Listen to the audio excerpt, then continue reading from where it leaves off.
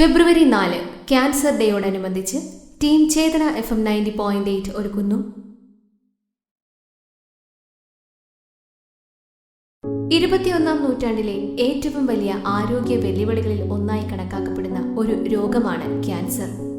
ലോകമെമ്പാടും ക്യാൻസറിനെതിരെ ബോധവൽക്കരണ പരിപാടികൾ സംഘടിപ്പിക്കുന്നുണ്ട്. ഭയത്തോടെയല്ല, വിവേകത്തോടെയാണ് ക്യാൻസറിനെ നേരിടേണ്ടത്.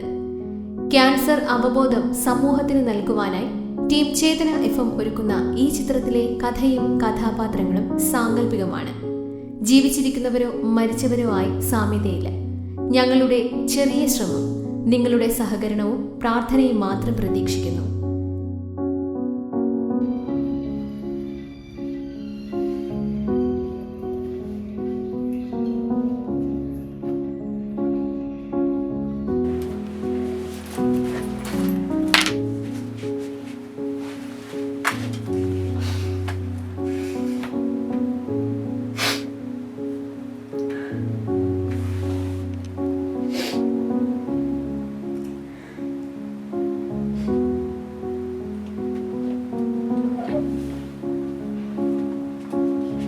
അല്ല, ഇതാരാ? കറക്കമൊക്കെ കഴിഞ്ഞ് എത്തിയോ? അല്ല, ആരോടും പറയാതെ എങ്ങോട്ടായിരുന്നു സ്ഥലം വിട്ടെ? ഓ, ട്രിപ്പിന് ഇനി ഞങ്ങളെയും കൂടെ കൊണ്ടുപോകണമെന്ന് വിചാരിച്ചായിരിക്കും. നിത്യ,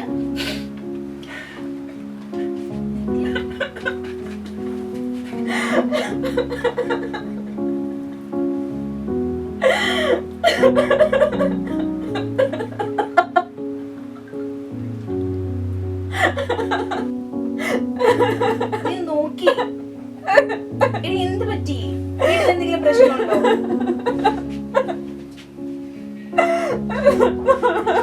നീ കുറച്ച് വെള്ളം എടുത്തിട്ട് വാ. ഇനി എന്ത് പ്രശ്നം പറ.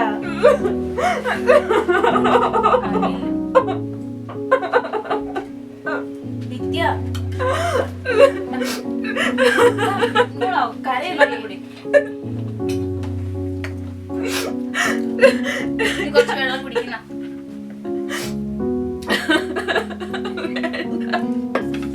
പോട്ടെ. കാര്യം എന്താ പറ. ഞാൻ എന്തോ പറയണ്ടേ?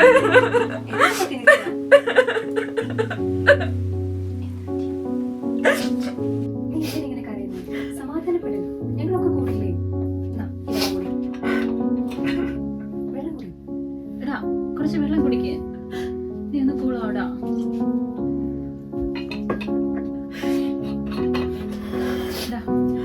നീ ഓക്കെ അല്ലേ? ഇനി പറ, കാര്യം എന്തോന്ന് പറ. ഞങ്ങളെല്ലാം നിന്റെ കൂടില്ലേടാ. ഞാൻ സത്യത്തിൽ ടൂറ് പോയതായിരുന്നില്ല, ഞാൻ ഹോസ്പിറ്റലായിരുന്നു.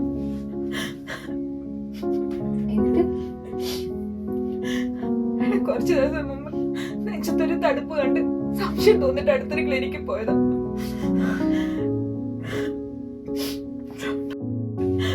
ഡോക്ടറിനെ വേറൊരു ഹോസ്പിറ്റലിലേക്ക് റെഫർ ചെയ്തു. എനിക്ക് ക്യാൻസറാ. നീ ഇങ്ങനെ സങ്കടപ്പെടാതെ, നമുക്ക് നല്ലൊരു ഡോക്ടറെ കണ്ട് ട്രീറ്റ്മെന്റ് എടുക്കാം. നോക്കി, ഈ ഓഫീസിൽ ആകെപ്പാടെ പോസിറ്റീവ് ആയിട്ടുള്ള ഒരു വ്യക്തി നീ തന്നെ ഇങ്ങനെ ഡൗൺ ആയത് ശരിയാവാ. നമ്മൾ ആക്റ്റീവ് ആയിട്ടിരിക്കണ്ടേ? നീ വിഷമിക്കാതെ. നീ എന്തെങ്കിലും കഴിച്ചോ? നമുക്ക് ക്യാൻറ്റീനിൽ പോയി എന്തെങ്കിലും കഴിക്കാം. നീ വാടാ. അതെ അതെ അതെ, ക്യാൻറ്റീനിൽ ഇവിടെ ഫേവറേറ്റ് ഇലയുണ്ട്. എനിക്കിനി അധികം നാളൊന്നുമില്ല. എന്റെ ജീവിതമൊക്കെ എണ്ണപ്പെട്ട് കഴിഞ്ഞു. ഞാൻ ഇനി ഓഫീസിലും അധികം നാൾ വരാൻ സാധ്യതയില്ല. അത് കൊള്ളാം. നീ ഇല്ലാതെ ഈ ഓഫീസോ? എന്റെ പൊന്നു മോളെ, ചുമ്മാ തമാശ പറയല്ലേ. നമുക്ക് ട്രീറ്റ്മെന്റ് എടുത്തൊക്കെ മാറ്റാം. നീ ഇത് എന്തറിഞ്ഞിട്ട് ആര്യ ക്യാൻസർ ട്രീറ്റ്മെന്റിനെ കുറിച്ച്? കീമോ, റേഡിയോ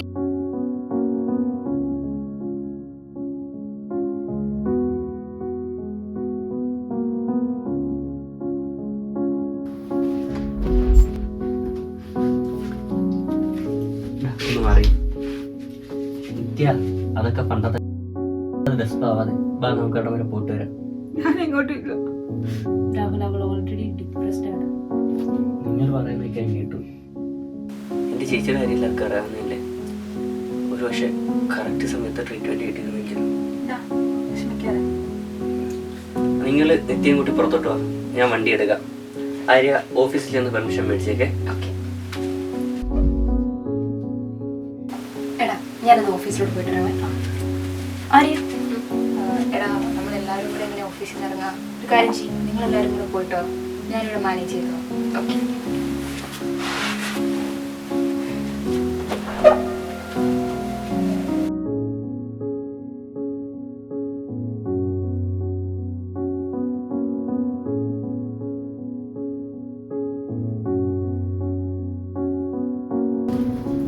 നീ ഇങ്ങനെ വിഷമിച്ചിരിക്കാതെ ഉഷാറായിട്ട് പോയിട്ട് വാങ്ങി.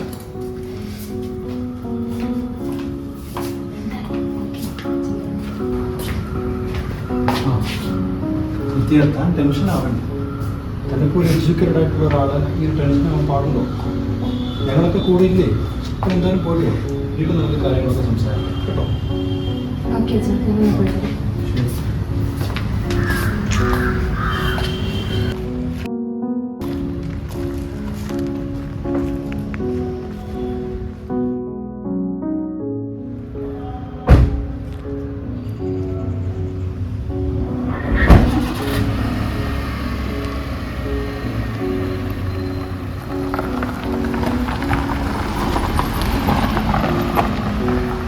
മിൽക്കുട്ടിക്ക് എന്ത് പറ്റി?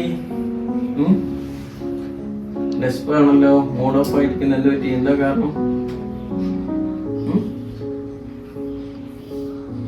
എന്തായാലും പറയാൻ ഇയാള് ഇങ്ങനെ ഡെസ്പ് അടിച്ച് കരഞ്ഞോണ്ടിരിക്കാതെ. നേരത്തെ ഇങ്ങനെ ആയിരുന്നില്ലല്ലോ. നേരത്തെ നല്ല ഫ്രണ്ട്ലി ആയിരുന്നു, നിങ്ങളുമായിട്ടൊക്കെ നല്ല കമ്പനി അടിച്ച് വരുന്നതാണല്ലോ. എന്താ കാര്യം പറയണം? എന്ത് പറ്റി?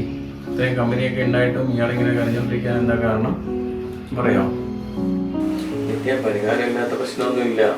എന്താന്ന് വെച്ച് കഴിഞ്ഞാൽ കാര്യം പറഞ്ഞാലല്ലേ നമുക്ക് ഇതിനൊരു പരിഹാരം കാണാൻ പറ്റുള്ളൂ. എന്ത് പറ്റി? ആ ഇതെന്തുകൊണ്ട് ഇത് റിസൾട്ടൊക്കെ ആണല്ലോ.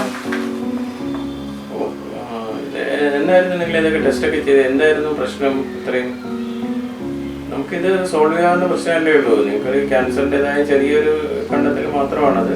അല്ലാതെ സീരിയസ് ആയിട്ട് ഇപ്പോൾ എനിക്കത് പറയാൻ പറ്റുന്നില്ല. നമുക്ക് ചികിത്സയുണ്ട്, എല്ലാത്തിനും നമുക്ക് ചികിത്സയുള്ള കാലമാണ്. പഴയതുപോലൊന്നും അല്ലല്ലോ. പണ്ടൊക്കെ ആണെങ്കിൽ നമുക്കൊരു ക്യാൻസർ വന്നു കഴിഞ്ഞാൽ അതിൻ്റെ അവസാനം എന്നുള്ള രീതിയിലാണ് നമ്മൾ എടുക്കുന്നത്. പക്ഷെ ഇപ്പം അങ്ങനെയല്ല. എനിക്ക് തന്നെ 10-32 വർഷമായിട്ട് ഈ ക്യാൻസർ ബ്രസ്റ്റ് വന്ന ആൾക്കാരെ എനിക്ക് നന്നായിട്ട് അറിയാം. ഇപ്പോഴും ഒരു കുഴപ്പമില്ല. അവർ പറഞ്ഞാൽ മാത്രമാണ് മനസ്സിലാവുന്നത്. അപ്പോൾ അവർക്ക് ഇങ്ങനെ ഒരു ക്യാൻസർ ഉണ്ടായിരുന്നു, അല്ലെങ്കിൽ ചികിത്സിച്ചിരുന്നു, അല്ലെങ്കിൽ ഇപ്പം കുഴപ്പമൊന്നുമില്ല. അതിനെപ്പറ്റി ആ രീതിയിലൊന്നും പേടിക്കാനുള്ള രീതിയിലൊന്നും കണ്ടില്ല. നേരത്തെ നിങ്ങൾ കണ്ടുപിടിക്കാൻ നന്നായി. കാര്യം എന്ന് പറഞ്ഞു കഴിഞ്ഞാൽ എപ്പോഴും നമുക്ക് ഈ ക്യാൻസറിൻ്റെ ഒരു പ്രശ്നം വരുന്നതെന്ന് പറഞ്ഞാൽ ലേറ്റായിട്ട് ഡിറ്റക്ട് ചെയ്യുന്നതാണ്. നിങ്ങൾക്ക് നേരത്തെ ഒരു തുടക്കം വന്നപ്പോൾ തന്നെ ആ രോഗലക്ഷണം തുടങ്ങിയപ്പോൾ തന്നെ നിങ്ങൾക്ക് കണ്ടുപിടിക്കാൻ പറ്റി, അതിൻ്റെ ഡയഗ്നോസ് വന്നു. ഇനി നമുക്ക് അതിൻ്റെ ഫൈനലായിട്ടുള്ള ചികിത്സയിലേക്ക് പോയാൽ മതി. അപ്പോൾ ആ രീതിയിൽ നോക്കുമ്പോൾ ഇത് നിങ്ങളുടെ ഒരു ഭാഗ്യമായിട്ടാണ് എനിക്ക് മനസ്സിലാവുന്നത്.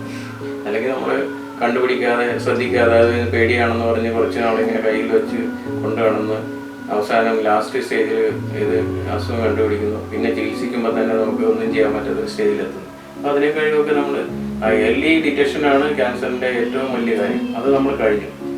ഇനി അത് ഫാസ്റ്റായിട്ട് ട്രീറ്റ് ചെയ്യുക എന്നുള്ളതാണ്. കറക്റ്റായിട്ടുള്ള ട്രീറ്റ്മെൻറ്റ് കറക്റ്റ് ടൈമിൽ എടുക്കുക, കറക്റ്റ് കോഴ്സ് കംപ്ലീറ്റ് ചെയ്യുക. അല്ല അതിൽ ഡെസ്പിൻ്റെ കാര്യമൊന്നുമില്ല. കാര്യം നല്ല രീതിയിലുള്ള ചികിത്സകൾ എല്ലാ സ്ഥലത്തും ഉണ്ട്. നമ്മൾ ആ ബോധവൽക്കരണം, ആ ഒരു കോൺഫിഡൻസാണ് ഇപ്പോൾ വേണ്ടത്. ഇല്ല ഡോക്ടറെ, ഞാൻ ഗൂഗിൾ ചെയ്ത് നോക്കി. എനിക്ക് വേദന താങ്ങാൻ പറ്റത്തില്ല. നിങ്ങൾ ഗൂഗിൾ ചെയ്ത് നോക്കിയിട്ടാണോ നിങ്ങളുടെ ചികിത്സ നിശ്ചയിക്കുകയും ക്യാൻസറിനെ പറ്റിയുള്ള ഫൈനൽ തീരുമാനത്തിലെത്തുകയൊക്കെ ചെയ്യുന്നത്? നിങ്ങളൊക്കെ പഠിച്ച കുട്ടികളല്ലേ. അപ്പം നമുക്ക് ആവശ്യത്തിന് ഗൂഗിൾ ചെയ്യണം. ഗൂഗിൾ ചെയ്തുകൊണ്ട് നിങ്ങൾ ക്യാൻസർ വന്നു എല്ലാ അവസാനമാണെന്ന് വിചാരിച്ചാൽ നമുക്ക് എന്തോ ചെയ്യാൻ പറ്റും? ഗൂഗിൾ ചെയ്യുമ്പോൾ നമുക്കൊരു ഐഡിയ കിട്ടാൻ മാത്രമേ അത് ചെയ്യാവുള്ളൂ. അല്ലാതെ ഇത് എല്ലാം എൻ്റെ ആണെന്ന് വിചാരിച്ചു കഴിഞ്ഞാൽ പിന്നെ ബുദ്ധിമുട്ടാണ്. കാര്യം ഗൂഗിൾ എന്ന് പറയുന്ന ഒരു സെർച്ച് എഞ്ചിൻ മാത്രമാണ്, അല്ലാതെ ഒരു ഡയഗ്നോസിക് ഇതല്ല, ട്രീറ്റ്മെൻറ്റിൻ്റെ പാർട്ടല്ല, നമ്മുടെ സൈക്കോളജിക്കലി കൗൺസിലിംഗ് ചെയ്യുന്ന ഒരു പാർട്ടുമല്ല. അപ്പം നമ്മളെപ്പോഴും ഗൂഗിളിൽ നമ്മളൊരു കാര്യം മനസ്സിലാക്കാൻ വേണ്ടി മാത്രമേ ഉപയോഗിക്കാവുള്ളൂ. നിത്യ നമുക്ക് ഒരു കാര്യം ചെയ്യാം. ഇപ്പം നമ്മൾ ഈ ട്രീറ്റ്മെൻറ്റ് എടുക്കുന്നതിന് മുമ്പ് തന്നെ ഒരു കൗൺസിലിംഗ് കിട്ടിയാൽ തന്നെ നമുക്ക് ഈ രോഗത്തെ പറ്റിയും ട്രീറ്റ്മെൻറ്റിനെ പറ്റിയും അതിൻ്റെ ഫോളോ അപ്പിനെ പറ്റിയും ഒക്കെ ഇതിൻ്റെ പ്രോഗ്നോസിനെ പറ്റിയൊക്കെ ഒരു കൗൺസിലിംഗ് കിട്ടും. അപ്പം നമുക്കൊരു കൗൺസിലിംഗ് സെഷൻ ചെയ്യാൻ വേണ്ടി ഞാൻ പറയാം. ഈ നമ്മളെ ഇയാളെ കൊണ്ടുപോയിട്ട് ഒരു കൗൺസിലിംഗ് കൊടുത്തിട്ട് നമുക്ക് ബാക്കി കാര്യങ്ങൾ തീരുമാനിക്കാം. ഇല്ല, നമ്മൾ പറഞ്ഞല്ലോ ഇതൊരു ഏർലി സ്റ്റേജാണ്. ഏർലി സ്റ്റേജ് കണ്ടുപിടിച്ചാൽ നമ്മുടെ ഭാഗ്യമാണ്. കറക്റ്റ് ചികിത്സ കൊടുത്തു കഴിഞ്ഞാൽ നമുക്ക് ഞാൻ നേരത്തെ പറഞ്ഞ പോലെ 10-32 വർഷമായിട്ട് നമുക്ക് ഈ ക്യാൻസർ വന്ന് ചികിത്സിച്ചിട്ട് ഒരു കുഴപ്പമില്ലാതെ നടക്കുന്നവരെ നമുക്ക് അറിയാം. അപ്പോൾ ആ ഒരു രീതിയിലുള്ള വലിയ കുഴപ്പമില്ലാത്ത ക്യാൻസറാണ്. നമ്മൾ നേരത്തെ കണ്ടുപിടിച്ച് ചികിത്സിക്കാം. പേടിക്കണ്ട, ധൈര്യമാണ് നമുക്ക് വേണ്ടത്, കോൺഫിഡൻസ് വേണം. നമ്മൾ നേരിട്ട് മുന്നോട്ട് പോകുന്നത്.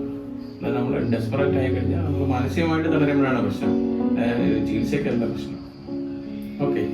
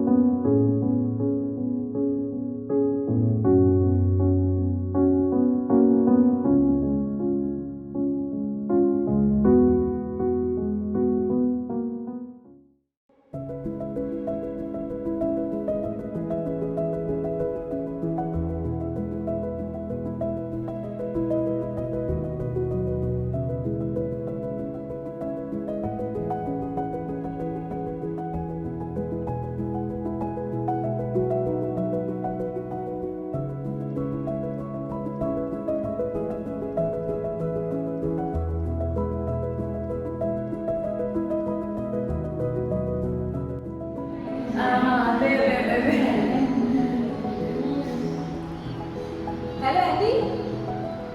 സുഖമായിട്ടിരിക്കുന്ന ആന്റി, കുഴപ്പമില്ല. ആണോ? ഓ, കുഴപ്പമില്ല. വൈകിട്ട് ഞാൻ വന്നോളാം.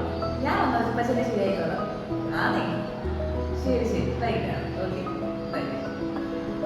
എന്താണ് എനിക്ക് നമ്മുടെ താലൂക്ക് ഹോസ്പിറ്റലിലെ പാലിയേറ്റീവ് കെയർ ഇല്ലേ, അതിൻ്റെ ഹോം കെയറിൽ ഞാൻ ഒരു പാർട്ടായിട്ടുണ്ട്. നിങ്ങളെപ്പോലെ കുറച്ച് പേരുടെ ഹെൽപ്പോടുകയല്ലേ ഞാൻ എൻ്റെ ലൈഫിൽ തിരിച്ചു വിളിച്ചത്. ആ ഒരൊറ്റ ജീവിതമേ ഉള്ളൂ. അപ്പോൾ ഈ ഇതുപോലുള്ള കാര്യങ്ങൾക്കൊക്കെ ആയിട്ട് മാറ്റി വെക്കാമെന്ന് തീരുമാനിച്ചു. വൈകിട്ട് അപ്പച്ചനുണ്ട്. അപ്പോൾ അപ്പച്ചനെ ടേക്ക് കെയർ ചെയ്യാൻ വേണ്ടി ചെല്ലാന്ന് പറഞ്ഞിട്ടുണ്ടായിരുന്നു. ആൻറ്റി വിളിച്ചതായിരുന്നു. ഇതൊക്കെ ഇപ്പം എൻ്റെ ഒരു സന്തോഷം. നിങ്ങൾ കുടിക്കും. അതെ, നമ്മുടെയൊക്കെ ജീവിതയാത്രയിൽ ഇതുപോലുള്ള നിത്യമാരെ നാം കാണാറുണ്ട്. ഒന്ന് ചേർത്ത് പിടിച്ചാൽ, ഒരു കരുതൽ നൽകിയാൽ, ഒന്ന് ധൈര്യം നൽകുവാൻ ഒരാളുണ്ടെങ്കിൽ അവർക്ക് ജീവിതത്തിലേക്ക് തിരികെ വരാനുള്ള വലിയ സപ്പോർട്ട് തന്നെയാകും. ക്യാൻസർ എന്ന അവസ്ഥയെ ഭയത്തോടെയല്ല നേരിടേണ്ടത്, വിവേകത്തോടെയാണ്. കൃത്യമായ ആരോഗ്യ പരിപാലനവും കൃത്യമായ ചികിത്സയും ഇതിലെല്ലാം ഉപരി മനസ്സിന്റെ ധൈര്യവുമാണ് ക്യാൻസറിനെ തടയിടാനുള്ള ഏക മാർഗം. ക്യാൻസർ അവബോധം വളർത്തുന്നതിനൊപ്പം അതിന്റെ പ്രതിരോധം പ്രോത്സാഹിപ്പിക്കുന്നതിനും നമ്മൾ ഓരോരുത്തരും മുന്നിട്ടിറങ്ങണം.